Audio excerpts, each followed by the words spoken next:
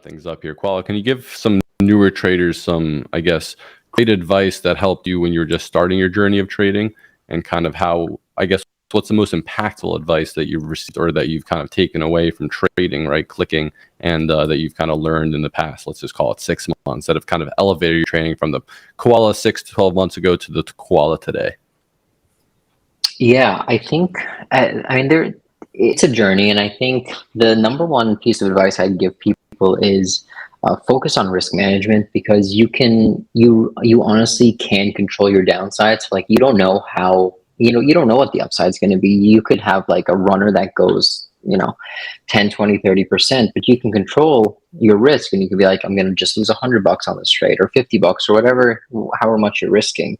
But the thing that really helped me is when I stopped trying to be a hero and catch all these like incredible trades and just go for the easy money plays, like that's when my trading started to change. Like, I didn't want 1 to 2s, 1 to 3s, 1 to 4s. I just wanted 1 to 1s. I just wanted to like understand, like, does this strategy work? Do I have edge over time? And I want to find the broken slot machine. Like, if I'm in a I like casino, that analogy a lot.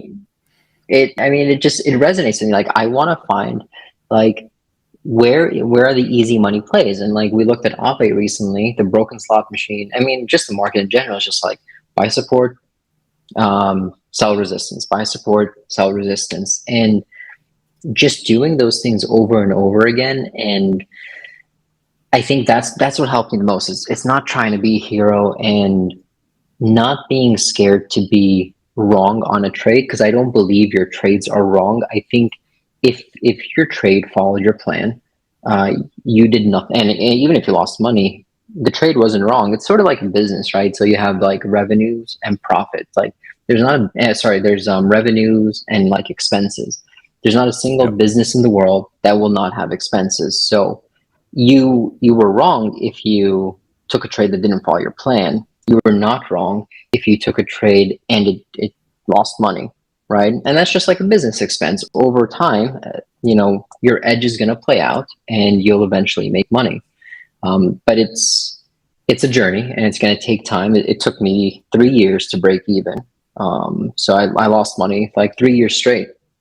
And as long as you're losing less, I think the other thing is, like, just there's so many resources on Twitter. Like, I've learned so much from people on CT, and as long as you're learning and you're losing less over time, I think you're in a good spot. But don't expect to like make it in one trade. And this game is about compounding. Like, it's literally one trade after the other after the other. Agreed. That's amazing advice. I think a lot of times people forget that, right? It's a journey, not a destination.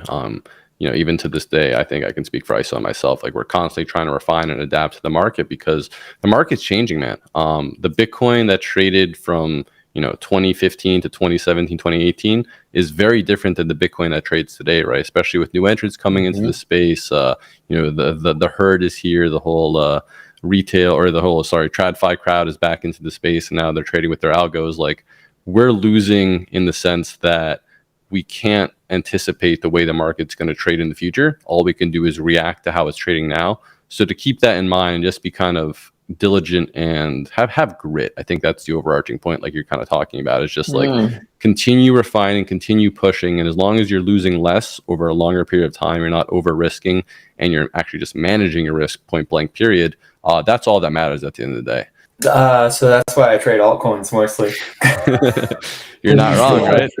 You still have like the glory days of market makers running people up and down the charts, versus it's a little harder to do it on Bitcoin and ETH now, because that just comes with adoption and the maturation of an asset class, and it trades very much alongside risk, macro-based trading. And so I think the liquidity in the altcoins, if you can continue to compound that and just stack wins, or just clean setups, I mean, that's where you're going to find the camera in the order books most of the time.